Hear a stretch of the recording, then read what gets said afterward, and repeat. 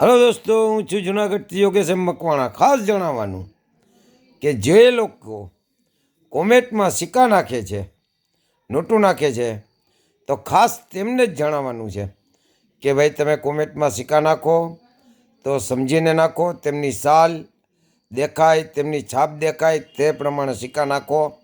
ઢગલા કરીને ના નાખો. 25 પૈસાના સિક્કા છે તો તેને નોખા કાઢી ને ખાલી 25 પૈસા નાખો. 50 પૈસાના છે તો તેને નોખા કરીને તે અલગથી નાખો. 1 રૂપિયાના છે તો તે નોખા કરીને નાખો. 2 રૂપિયાના છે તો એ પણ નોખા કરીને નાખો. 5 રૂપિયાના છે એ પણ નોખા કરીને નાખો. તો હરેક સિક્કાની સાલ દેખાય એવી રીતે તમે નાખો તો મને ખ્યાલ પડે ને તમારા હું સિક્કા જોઈ અને કોમેન્ટ કરી શકું છું. જે લોકોના સારા સિક્કા છે તેને હું કોમેન્ટ કરી ને કહું જ છું કે ભાઈ આ ચાલશે નહીં ચાલે.